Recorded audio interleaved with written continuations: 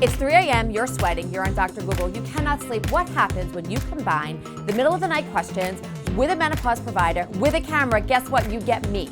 Your perimenopause, menopause, hot flashes, all of the weight changes, all of the mood changes.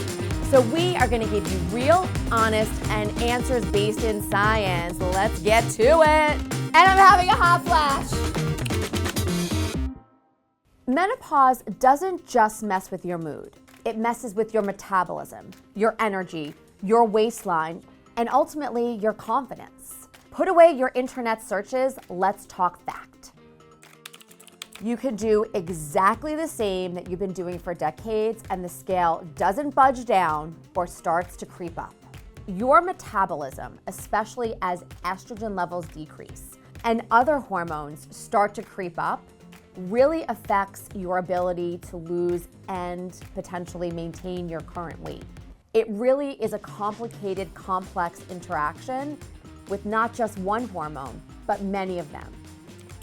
Believe it or not, it is possible, but it's gonna take a little bit more work. What we need to level set is that our bodies should not be focused on the absolute scale, but our absolute health.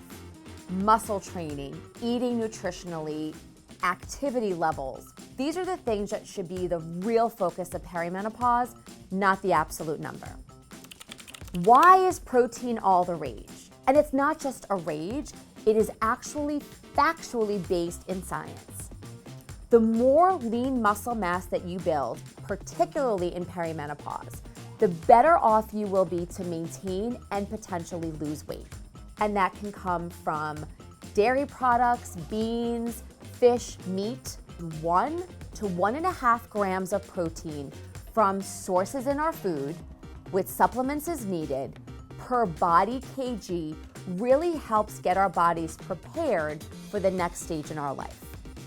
GLP-1s will work well with perimenopause and menopause because as our metabolism changes, it slows, and our estrogen levels decline, the GLP-1, which helps create this sensation of feeling full, really does affect our caloric intake and potentially helps to lead to weight loss. Yes, yes, indeed. Sometimes, oof, yes.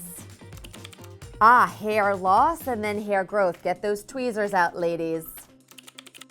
My arms are not long enough to read, indeed. Don't make me laugh. It's a very common problem. Hot flashes that are associated with the day really happen more significantly for many women at night.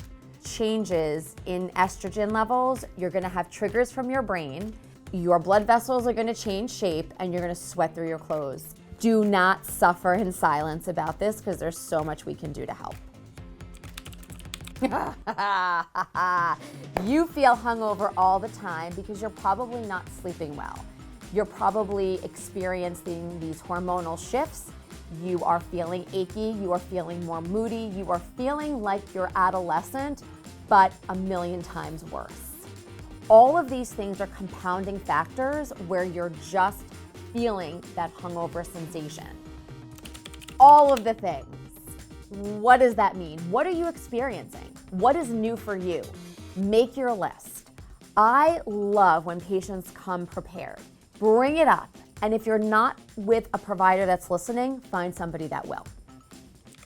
As things are evolving, many physicians and providers are taking additional certifications to become certified as a menopause practitioner. You can actually, I'm gonna let you do it, Google search for those that have that MSCP certification. The answer is yes, but it should not be tolerated moving forward. Think about it. Undoing 3 decades of research takes time, and it's a cultural movement and a shift. It's happening, so those conversations should start to come up now. We're embedding perimenopausal and menopausal care and cases and curriculum into medical school. Why does this matter?